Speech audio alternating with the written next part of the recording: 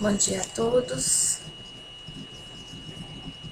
Deixa eu só aproximar aqui um pouco mais. Nós estamos de volta aqui, né, com a graça de Deus, para dar continuidade ao estudo da leitura comentada do livro As Dores da Alma. Esse aqui. Deixa eu ver. Assim. Tá? É um livro do Francisco do Espírito Santo Neto, ditado pelo Espírito Amente. No capítulo de hoje, nós vamos falar sobre o vício, comentar, né, sobre esse tema do vício. Interessante é que o autor não entra em detalhes em todos os tipos de vícios, né, que nós temos aí na humanidade. Desculpa porque o tempo está muito seco, a garganta sentiu. Mas ele traz para nós um histórico, né, que vem trazendo não só de onde vêm esses conceitos arraigados que nós temos sobre as pessoas que são viciadas em alguma coisa, né, esse preconceito, como também um pouquinho do porquê de surgir um vício, um pouquinho. Ele aborda muito genericamente isso, e eu acredito que talvez porque é uma literatura muito extensa e que necessita de um livro ou vários livros, né, dedicados a esse estudo. E no final a gente comenta um pouquinho mais sobre isso, sobre esses livros. Então vamos começar então o capítulo sobre o vício. A primeira parte aqui que a gente sempre fala, cada tema do livro é dividido em 2 capítulos, o mesmo tema, tá? Ele vem trazendo aqui o seguinte: através dos diferentes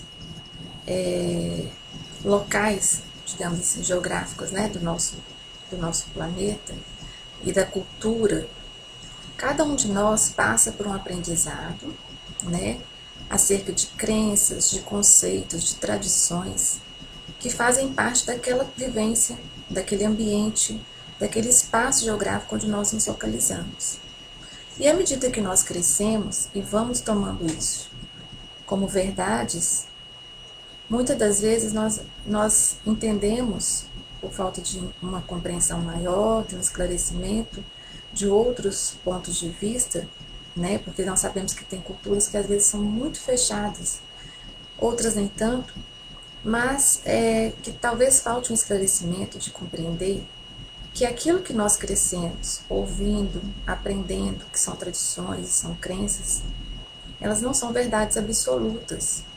Elas fazem parte, sim, da nossa cultura, do aprendizado, do meio familiar ou social, mas elas não são as verdades absolutas do mundo. E muitas das vezes nós não percebemos isso. Cada cultura vem de uma tradição diferente, né, da nossa. Então, crianças em diversas partes do mundo crescem achando que aquilo que elas acreditam é a única verdade existente. E muitas das vezes o choque ele vem de uma forma mais pesada. Então o autor vem trazendo para nós que esse conceito de vício, né, ele traz o seguinte aqui: o vício pode ser um erro de cálculo na procura de paz e serenidade, porque todos queremos ser felizes e ninguém, conscientemente, busca de propósito viver com desprazer, aflição e infelicidade. Então, muitas das vezes eu vou falar pela nossa cultura, né? Pelo aprendizado do que nós vemos, do que nós vivenciamos, né? O termo viciado, ele é dito de forma pejorativa, de forma extremamente negativa. E ele está sempre associado à visão ou ao julgamento de que todo viciado é um criminoso, é um bandido, é um malfeitor, né? Então, isso é cultural. E é por isso que ele nos traz essa primeira introdução, dizendo que nós precisamos abrir e expandir nossos conceitos, expandir a nossa necessidade de compreender que as coisas não são assim tão preto no branco, né? Existe todo um porquê atrás de tudo que acontece com todas as pessoas. E é preciso investigar isso. Aí ele traz para nós o seguinte: no nosso modo de ser no mundo, tudo está sendo moldado pelas nossas atitudes interiores. Estamos aprendendo diariamente como desenvolver atitudes cada vez mais adequadas e coerentes em favor de nós mesmos. No entanto, hábitos preferidos se formam através do tempo e se sedimentam, com repetidas manobras mentais. O que funcionou muito bem em alguma situação importante, mantendo nossa ansiedade controlada, sob domínio, provavelmente vai fazer com que nós repitamos esse comportamento para frente, porque se funcionou uma vez, pode funcionar de novo. Então, o vício, ele não é inerente a criminosos, a malfeitores, a bandidos, não é isso, tá? O vício, como ele fala aqui, é um erro de cálculo. Alguma vez na vida eu adotei uma situação que para mim funcionou como uma fuga, como uma válvula de escape, como um mecanismo de defesa, né?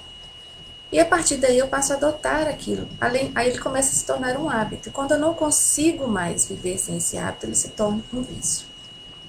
Então, dando por exemplo, aqui, uma situação bem comum, que eu acho que a maioria de nós, talvez, principalmente nós mulheres, né, passamos, que é um momento de ansiedade, onde a gente ataca o chocolate, né? E eu falo por mim, porque eu já passei épocas assim, se eu não tivesse chocolate, eu quase morria, né? Então tinha que ter chocolate todo dia, toda hora, a semana inteira. Mas passou. E a gente entende que é difícil resistir, porque parece que aquilo gera um alívio na gente, né? É uma compulsão. Então o chocolate acalma. Inclusive cientificamente testes comprovam, né, que ele tem substâncias que nos acalmam. Mas eu não estou falando disso, eu estou falando da compulsão de enxergar no chocolate, por exemplo, né, uma solução para aquela ansiedade. A partir do momento que isso se torna uma compulsão, um hábito, e a gente não consegue mais viver sem ele, então é um vício. E assim é com tudo, né? Então, há que se ter um critério muito grande, que deixar ligado um botão de alarme, né? Em nós, toda vez que algo está se tornando um hábito. Tem que ver se isso é saudável ou não, né? Mas eu estou falando de nós como adultos. Aí pra frente, ele fala sobre os vícios que são despertados, né, na infância, através de comportamentos e atitudes educativas dos pais, por exemplo, né? Então ele cita, por exemplo, uma situação. Quando, no caso da obesidade infantil, ele cita que uma das possibilidades, né, da obesidade infantil, não é regra, mas é uma das possibilidades, é quando nós temos aí pais, mães, que por tanto amor e cuidado, né, por medo do filho adoecer, por desejar que ele tenha uma saúde muito boa, eles exigem que ele se alimente além da conta. E aí, a criança, muitas das vezes, se ela já tem uma idade um pouquinho, né, mas se ela já tem, além de uma idade, um pouquinho mais de atitude, ela se rebela um pouco contra aquilo. Então ela não aceita. Mas tem crianças que não vão fazer isso, que elas vão aceitar. E elas vão crescer entendendo que alimentar faz bem, e alimentar demais é necessário. E daí vem a obesidade, elas não conseguem passar sem aquilo. Então, muitas das vezes, o vício ele não nasce no indivíduo, ele é plantado no indivíduo. seja por amor, né, ou outra qualquer situação, por excesso de amor, né, digamos assim, de cuidado. Então, é uma das possibilidades. Depois ele fala sobre a bulimia. Nós tivemos aqui, pelo menos aqui, né, na nossa geração, eu falo por mim, nós vimos o mundo passar, na época da minha mãe, onde mais nova, né, novinha, assim, Hollywood, mostrava aquelas atrizes que tinha cinturinha fininha, né, muito fina, era um padrão de beleza que todo mundo queria ter, que todo mundo queria seguir. Depois veio um tempo onde ser gordinho não tinha nada a ver, gordinho entre aspas, né, porque não era gordo, mas era um corpo que não tinha que ter aquela característica de ter aquela finurinha de cintura, né? O quadril um pouco mais largo, aquele desenho de modelo de cinema. Então largou-se muito mais disso, né?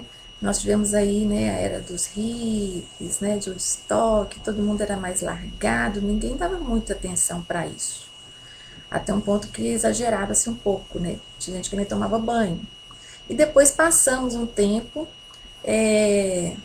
onde ser gordinho, né, ser mais cheinho, era saudável.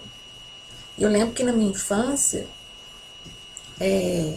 tinha que comer, tinha que comer, tinha que comer para engordar, porque ser magra era sinal de doença. E eu não comia, porque eu não gostava, eu não comia. Não é porque eu tinha um limite e eu não aceitava ultrapassar esse limite. Então, eu lembro que tudo quanto era remédio médico que podiam me levar, vovó me levava. Por que essa menina não come? Tem algo errado com ela. Mas não era, tinha um limite para mim, né? Então, eu sabia o meu limite e, assim, graças a Deus eu me recusava a ir além dele. Mas eu poderia ter aceitado, né? E eu sei que era por amor e por cuidado. Mas era uma convenção que as crianças tinham que ser gordinhas e cheinhas. E eu não era. E nunca ia ser porque não era da constituição física genética, assim, né? Mas enfim. Bom, aí depois de muito tempo, a gente viu aí uma época em que todas as modelos, todos os padrões de artistas, né, de atrizes, tinham que ser magérrimos. E aí todo mundo que estava gordinho e tinha um problema com a imagem, um problema que eu falo, né, aqui ó, na cabeça, né, começaram a procurar formas de emagrecer. Extremamente, tinham que ser rápidas essas formas de emagrecer, né, medidas extremas e rápidas para dar resultado. E aí a gente viu muita gente partindo para bulimia. Então, é uma questão de, primeiro, a gente precisa se conhecer, né? Saber gostar de nós, nos aceitar, para que o que vem de fora não dite a nossa vida, não nos conduza. Somos nós que temos que nos conduzir, né? Pelos nossos limites, pela nossa capacidade, por tudo aquilo que nos satisfaz e não satisfaz as convenções sociais, ou que é ditado pelo que vem, né, da sociedade, da moda, enfim. Então ele trata disso com muita seriedade quando ele fala que a bulimia cria para seus dependentes uma barreira que os separa da realidade e funciona como uma falsa proteção e segurança. Isso é muito, muito sério, né? Então, na verdade, aqui, de tudo em que ele fala nesses dois capítulos, a única citação que ele tem sobre algum vício específico é sobre a obesidade, né? E a bulimia. Mas a gente vai abordando um pouco mais. Depois ele coloca o seguinte: a lei de conservação, né, nossa sobrevivência, prescreve como um dever que mantenhamos nossas forças e nossa saúde para cumprir a lei do trabalho. Ele, pois, tem que se alimentar, nós, né? Temos que nos alimentar conforme reclame nossa organização. Então, não há necessidade de excesso. O corpo pede aquilo que ele necessita, né? Nós precisamos de sono para refazer as energias que foram gastas, né? Gastas e dispersas no dia. Sem o sono, o corpo adoece, né? E aí a mente, a cabeça começa a dar tilt. Então, o corpo sabe do que ele precisa e ele dá sinais. Tanto para menos, quanto está faltando, quanto para quanto está sobrando, os excessos. Então há que se estar muito atento a isso. Nada pode ser em excesso, né, em demasia, e nada pode ser insuficiente também, que nos faça a falta de que nosso organismo necessita, né? Isso nós estamos comentando a nível de vícios que atacam a matéria, né? Depois ele coloca o seguinte: o vício aparece constantemente onde há uma inadaptação à vida social.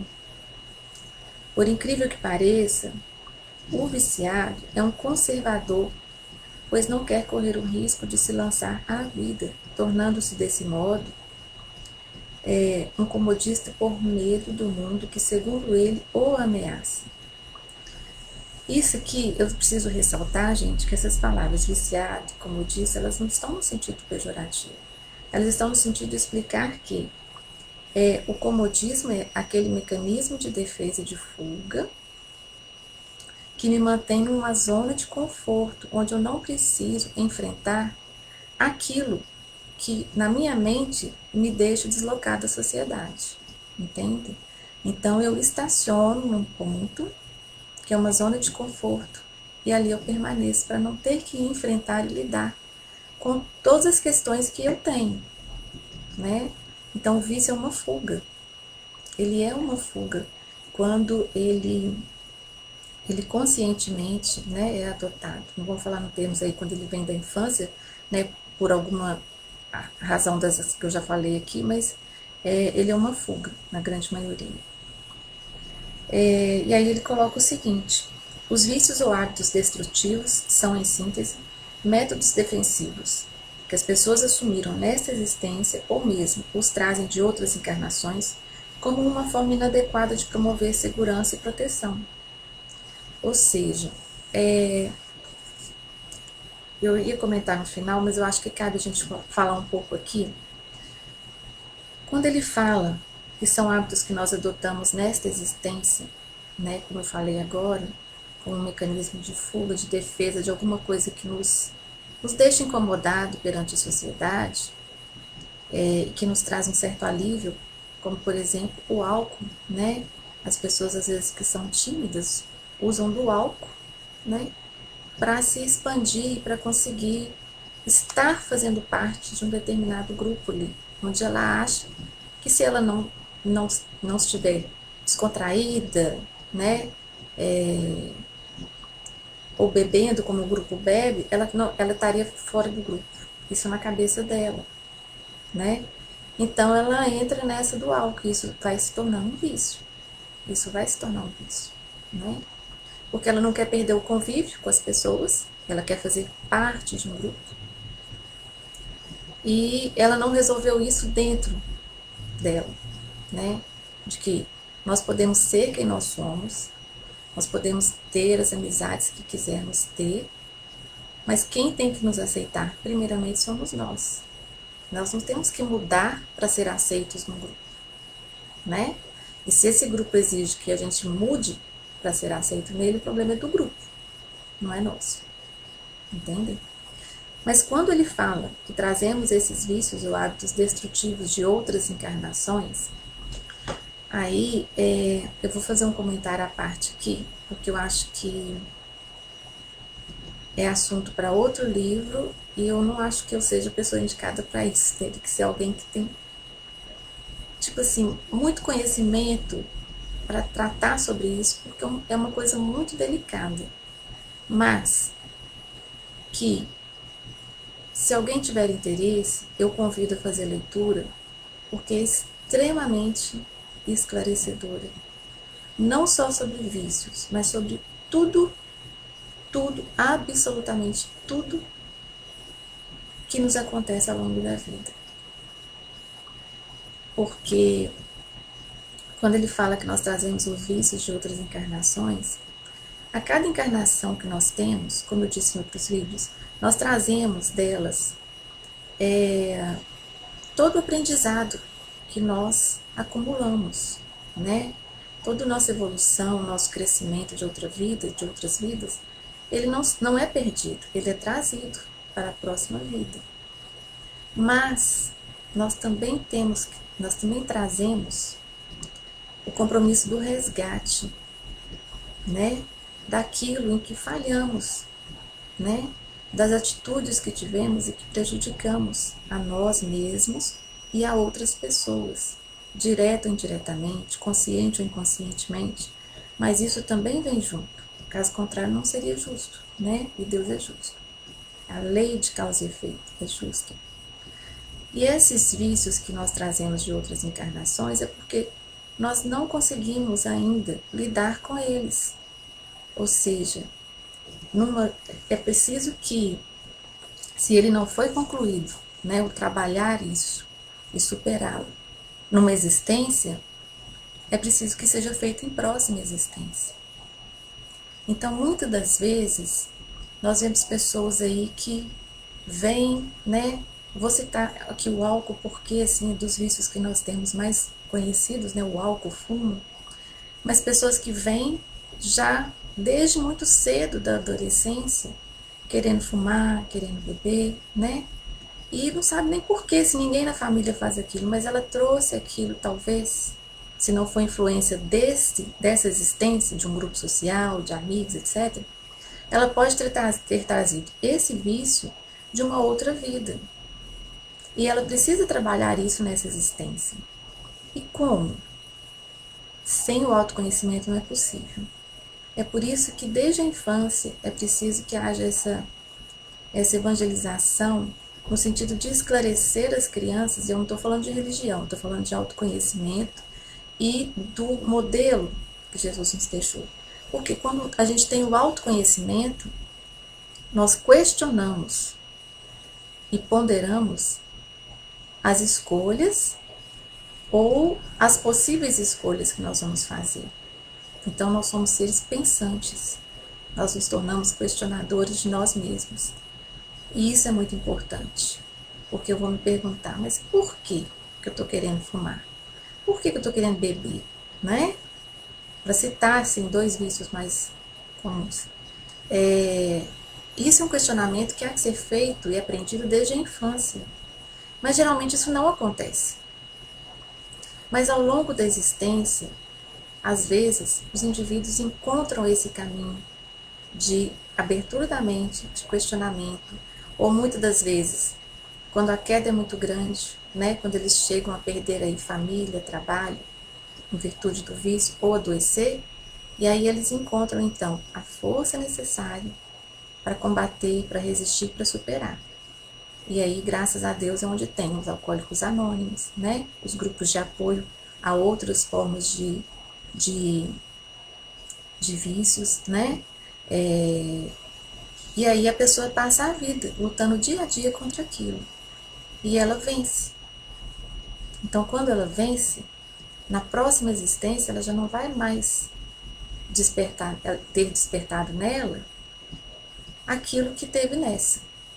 Então, é onde o autor coloca isso. E é importante esse discernimento.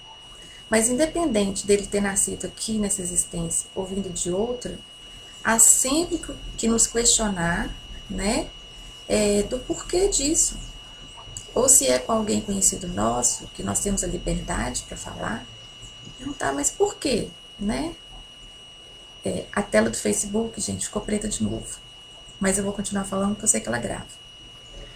Então, nos questionar sobre isso. Tá? E como eu ia dizendo, é um livro que traz muita coisa, muita informação enriquecedora, é Memórias de um Suicida. Então, quem tiver oportunidade de ler, que leia. Porque, inclusive no livro, até a falta de cuidado com o próprio corpo, com a própria saúde, no plano espiritual, é considerado um suicídio. Então, assim, é muito interessante porque, apesar dele tratar desse tema, suicídio, mas o livro traz revelações que dizem respeito a todas as vivências. Tá? Ele não restringe a isso, não. Então, a gente entende o porquê de muitas coisas, não só de suicidas, mas de tudo que acontece ao longo das nossas encarnações.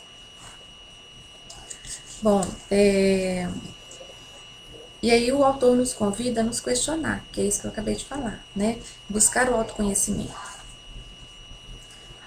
Depois ele fala o seguinte: não esqueçamos, contudo, de que, conforme as afirmações dos nobres espíritos da codificação, o homem tem que se alimentar conforme o reclame sua organização, considerando, obviamente, que todo excesso é produto de uma viciação em andamento.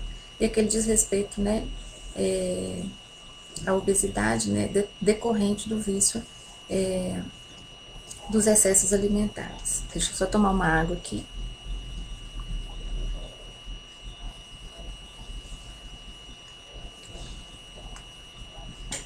Bom, e aí na segunda parte do capítulo sobre o vício, eu vou passar por alguns pontos aqui, onde ele trata, a primeira parte ele trata aqui da história, das culturas, como eu falei no início do vídeo, né? Do porquê das concepções, sobre o que é certo, sobre o que é errado, e desse preconceito sobre achar que a pessoa que tem um vício é só quem é criminoso, é quem é bandido, não.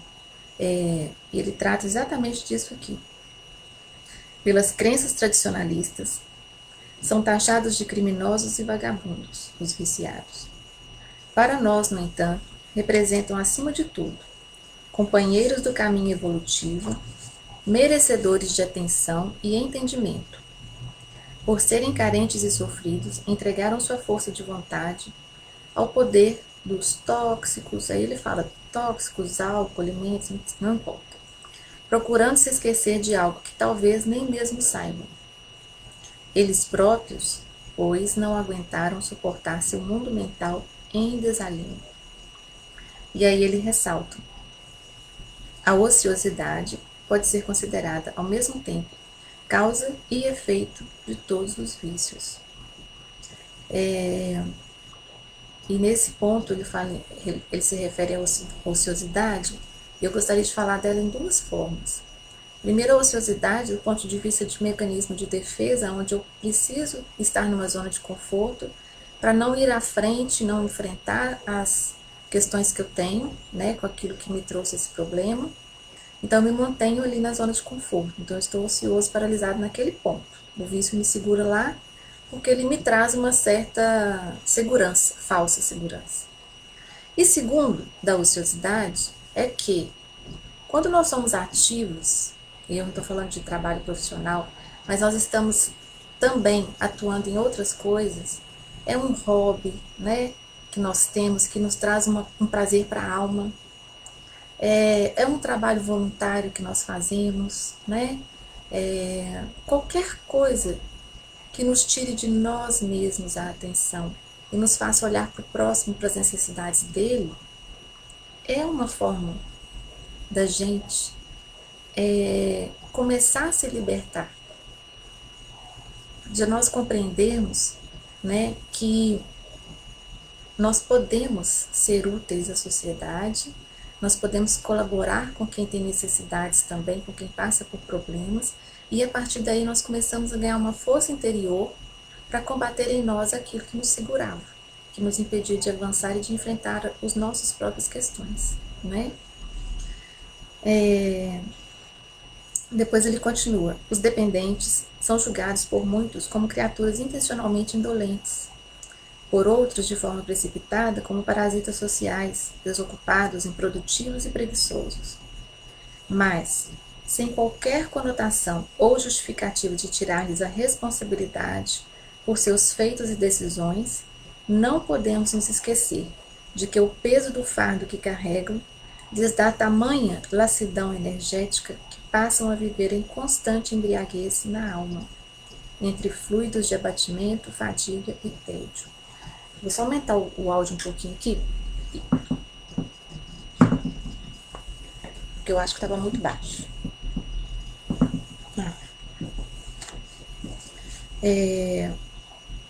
Então ele coloca o seguinte: independente, né, do problema que a pessoa tenha, que a levou ao vício, seja lá o que for, nós temos que compreender que se ela pudesse, ela não viveria assim. Embora às vezes a pessoa demonstre um estado de alegria em estar vivendo assim, mas com certeza não é isso que ela buscava, né? Aquilo é uma fuga. E se ela tivesse alguma forma na mente dela de resolver as questões dela sem passar por isso, com certeza ela resolveria. Então não é uma coisa que a gente tenha que entender que a pessoa procurou, caçou. Não, a gente tem que ser compreensivo. Ninguém sabe o que vai no íntimo do outro, as cargas que ele carrega ali dentro, né, as questões que ele tem. E mesmo que sejam coisas que estão só na mente dela, por exemplo, que ela acha que não é aceita. Ela é aceita, mas na mente dela ela não é. Mas isso ainda é um problema para ela, né? Então há que se ter essa compreensão, há que se ter esse entendimento e esse respeito, porque todos nós temos as nossas questões, temos as nossas dificuldades, passamos coisas que só nós sabemos, né? E passamos coisas das quais nós não temos nem ideia da causa, de onde vem, e algumas vezes estão em vidas passadas, mas tudo isso nos arrebata. Então é onde ele fala. Isso traz um abatimento, uma fadiga. A pessoa às vezes não tem a força necessária para sair disso.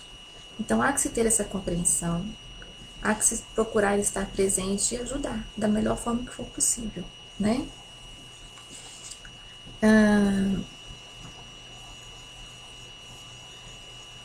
Daí ele continua, ele dá um exemplo seguinte. Aqui está um possível raciocínio de que se utilizam essas pessoas, nesse estado, né, vicioso. Sei que devo trabalhar para me realizar, mas, como desconfio de minha capacidade, temo não fazer direito, e aí não faço. Então a pessoa se mantém numa zona de conforto, né, com medo de não atender às expectativas dela mesma ou daqueles que depositaram nela altas expectativas. Então, às vezes, é uma criança que cresceu com tanta cobrança que ela tem que dar conta, que ela tem que ser perfeita, que ela tem que ser a melhor, que ela tem que tirar as melhores notas, que ela tem que ser um profissional excelente. A cobrança é tanta em cima dela e ela passa a se cobrar tanto que aquilo paralisa e ela tem até medo, né, de realizar, de não corresponder à expectativa. Ou ela faz, mas ela acha uma válvula de escape para aquilo, quando ela não tem a força suficiente, né? Ou a compreensão, a força, uma orientação para entender que ela não precisa ser assim. Então ela acha uma válvula de escape para aquilo. E aí entra o vício. E aí esse vício pode ser qualquer um, né? A gente citou aqui alguns vícios da matéria, mas nós temos aí vícios, eu digo da matéria assim, que danificam o nosso organismo, né? Que prejudicam, que fazem mal à saúde, como os excessos alimentares, né? O álcool, o fumo, as drogas, os tóxicos. Mas a gente tem também os vícios que são válvulas de escape e que aí prejudicam não só a pessoa, mas prejudicam também o próximo. E aí entra o vício da fofoca, entra o vício da perseguição, entra o vício de você se tornar um obsessor do outro, né? E aí é muito vasto, muito extenso, não tem nem como citar e nem tem domínio dessa matéria, mas é uma questão de muito grande alcance. E há que se ter uma reflexão, uma ponderação muito grande, né? Mas acima de tudo, é não julgar o outro. Isso é muito importante.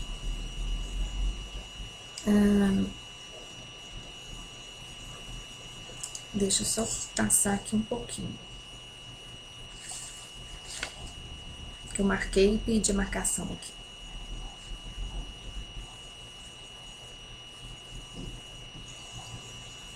Sobre a ociosidade, né? Ele continua aqui. Não é ocioso apenas o que nada faz, mas também o que poderia empregar melhor o seu tempo. A ociosidade é uma porta que se abre para os vícios, é uma casa sem paredes. As serpentes podem entrar nelas por todos os lados. É então onde ele fala, a gente precisa ocupar a mente, né? Como tem aquele ditado, que a cabeça vazia é oficina do diabo, né? E é bem verdadeiro isso. Se a gente não ocupar a nossa mente, o nosso tempo com coisas produtivas, não só para nós, mas para o outro, né? A gente está vendo nessa pandemia tanta gente se mobilizando para poder trazer aí palestras, oficinas, cursos, todos os canais de rede espírita no YouTube e de outras igrejas e outras crenças estão trazendo tanta coisa boa, mas tanto material bom como nunca se viu antes, em volume, né, em qualidade, para poder auxiliar o máximo possível de pessoas. Então, há que se ocupar o tempo com alguma coisa, né? Que a gente seja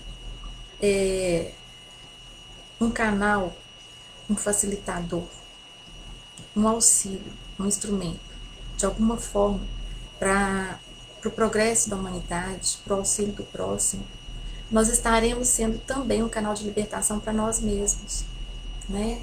Porque a gente vai estar vendo que nós temos condição de, se não de sanar todos os nossos problemas, mas de ajudar a acalmar o outro ali em algum momento, né? Porque enquanto a gente olhar só para o problema, para o problema, para o problema, ele vai ficando cada vez maior. Mas a partir do momento que a gente dá um distanciamento, tira uma folga dele, vai procurar outras coisas, né? Acha um hobby para fazer, vai bater uma enxada, vai capinar, vai plantar uma horta, vai cuidar de flores, põe uma comida para o animal de rua, eu não sei, qualquer coisa. Cada um tem que buscar aquilo que lhe vai na intuição, que pode de alguma forma lhe trazer alguma satisfação ao fazer aquilo para ele, para a natureza, para o planeta, para o próximo. Esse distanciamento do problema acaba nos trazendo, involuntariamente vão chegando algumas saídas, algumas soluções, alguns pontos de vista, alguns ângulos que antes a gente não tinha percebido sobre acerca daqueles problemas. Então isso tudo vai abrindo um grande campo para a gente de autoconhecimento, né? E enquanto isso, estamos sendo úteis de alguma forma para outras pessoas também. Então, eu acredito que de todos os capítulos, esse sobre o vício foi o mais sucinto. Ele não abriu muito esse leque. Mas como eu digo, eu acredito que por conta disso, né? Há que se tratar disso e é tratado em muitas outras literaturas e é preciso procurar por elas esse esclarecimento, né? Quem tiver a oportunidade de ler o livro Memórias de um Suicida vai perceber que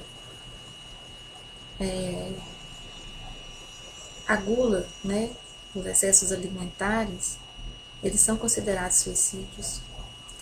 O descaso com a própria saúde, no caso, no livro cita, né, o compositor Chopin, que foi assim um ser magnífico nas suas existências, mas ele foi considerado no plano espiritual suicida porque ele não dava atenção à saúde, ele não ligava, né? Ele simplesmente não atinava que ele tinha que se cuidar, foi considerado suicida. E o livro nos traz muitos esclarecimentos acerca de resgates, não só de suicidas, mas de vários resgates. E aí nós vamos tendo assim vão despertando, sabe, várias explicações para o que nós vivemos, porque a sociedade vive. E aí nós vamos entendendo que tudo tem um porquê. E aí a gente entende que tudo que nós passamos nessa existência, vou falar dessa, porque das outras eu não tenho conhecimento, né? Nós não temos isso. Ainda é pouco dado a carga de resgate que nós temos. Então Deus é muito misericordioso, porque não cobra tudo de uma vez, não. É a lei de causa e efeito. Não vou falar Deus, a lei de causa e efeito. Porque tudo que nós colhemos é o que nós plantamos. Tudo tem a sua ação e reação no plano físico, terreno, mas no plano das existências a gente tem uma lei de causa e efeito e ela não falha.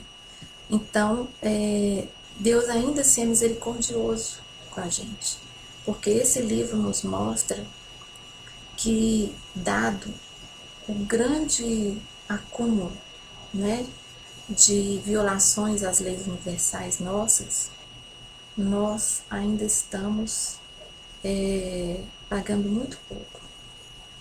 Então é um esclarecimento muito grande. E ele fala de vícios, ele fala de faltas, né, de falhas. E eu acredito que esse capítulo é um capítulo das dores da alma que a gente precisa de refletir muito, né? É o vício da fofoca, né? São tantas e tantas situações aí que se tornam hábitos, depois compulsões e vícios, e que são difíceis da gente lidar com isso, né? Às vezes acabamos afastando as pessoas, prejudicando outras pessoas, né? Muitas das vezes a família sofre imensamente por não conseguir ajudar. Então, há que se ter um questionamento, não só da pessoa, mas de todos que estão à volta dela, principalmente de pais e mães, sobre como, né, estão implantando crenças e ideias que, segundo eles, né, mesmo com a melhor das intenções, são as certas, são as corretas, na cabeça dos filhos. Qual que é o nível de exigência que está se tendo?